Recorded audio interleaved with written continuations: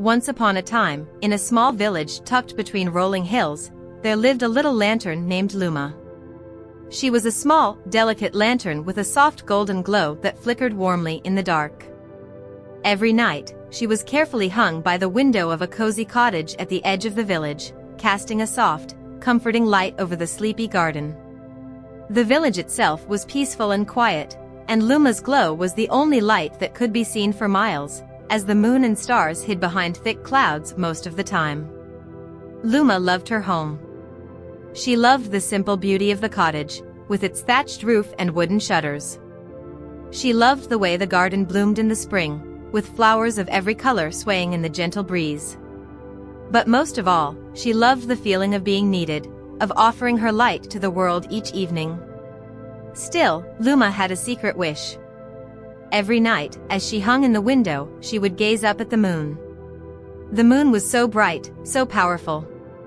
It bathed the entire world in silver light, and Luma couldn't help but dream of shining as brightly as the moon. "I wish I could be like the moon," she thought. "If only I could light up the whole sky, then I would truly be important." But no matter how hard she tried, her light never grew brighter. She would flicker and fade, her golden glow never reaching the intensity of the moon's light. Luma sighed and hung her head. "I am only a little lantern. What good is my light?" In the village, the people went about their lives as usual. They didn't pay much attention to the lantern. They were more concerned with their daily routines, working, cooking, and caring for their families. But Luma's light was the constant, warm presence in their lives, even if they didn't always notice it. One evening, as Luma hung by the window, she heard the soft creak of the front door. A little girl named Mila stepped into the garden, her small hands clutching a basket. Mila was known in the village for her curious nature and her love of exploring. She would often wander through the village, talking to the animals, listening to the wind, and collecting wildflowers. Tonight, however, something was different. Mila looked up at the lantern and smiled. "Oh, Luma," she whispered, "you bring such lovely light to the garden. You brighten up the night so beautifully." Luma, startled by the sound of her name, flickered brighter for a moment, though she still felt a little dim compared to the moon and stars. "Thank you, Mila," she replied softly, though her voice was barely more than a whisper. "I try my best, but I wish I could be as bright as the moon." Mila placed her basket on the ground and sat on the soft grass, her eyes still fixed on Luma. "But you don't have to be as bright as the moon," she said gently. "The moon is far away and can only shine on the whole world. You, Luma, you shine on the things close to you. You light up the garden, the flowers, and the people who live here. Without you, this place would be much darker." Luma's glow flickered again, and she felt a warmth spread through her. She had never thought about it that way before. "You really think so?" "I do," Mila said with a smile. "And anyway, the moon might be bright, but you're the one who brings light to our little corner of the world. Every night, I look out the window and I see you.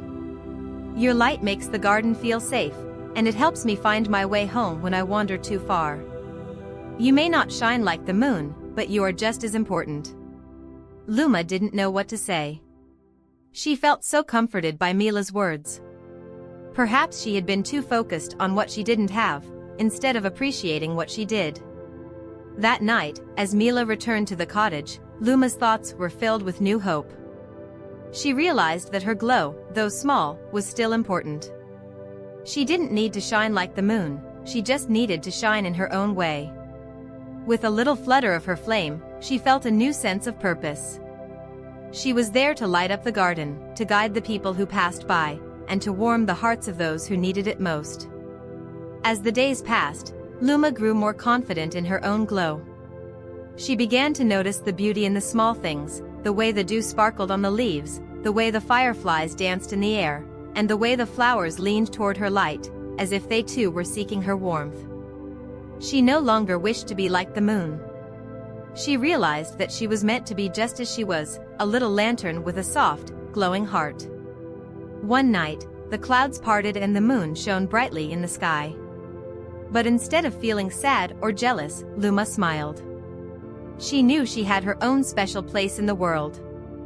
As the moon bathed the village in silver light, Luma's golden glow blended gently with it, creating a beautiful dance of light that filled the garden with warmth and magic. The stars twinkled above, and for the first time, Luma felt truly seen. The stars, noticing her glow, began to twinkle more brightly, as if they were celebrating with her. Luma's light may have been small, but it was hers, and that was enough. In the weeks that followed, Luma found that more and more people began to take notice of her. The villagers, once too busy to pay attention, now stopped to admire her light. Some would sit by the garden, reading books, while others would gather with their families, sharing stories and laughter. And all the while, Luma shone brightly, warming the hearts of those who were close to her. Then one evening, Mila came back to the garden. This time, she wasn't alone. She brought her parents and her younger brother, Liam. They all sat together in the garden, enjoying the evening breeze and the peaceful atmosphere. "Look," Mila said, pointing to the lantern, "there's Luma. She's still shining bright, even when the moon is so big." Luma's heart swelled with joy as she realized just how much she meant to the people around her. She was no longer just a small lantern hanging by a window. She was a part of the village, a part of the night, and a part of the hearts of those who loved her. As the seasons changed, Luma continued to shine, not as brightly as the moon, but in a way that was all her own. The village, bathed in the combined glow of the moon, the stars, and Luma's light, felt warm and safe. The villagers no longer took her for granted. They knew that even the smallest light could make the world a little brighter. And so, every night, Luma hung by the window, her golden glow lighting up the garden. She knew now that she didn't need to compare herself to the moon. She was important, just as she was. And as long as she was there, shining her light, the village would always be a little brighter. The moral of the story is that true brightness comes from being yourself. You don't need to compare your light to others. Your own shine is enough, and it will light up the world in ways you never imagined.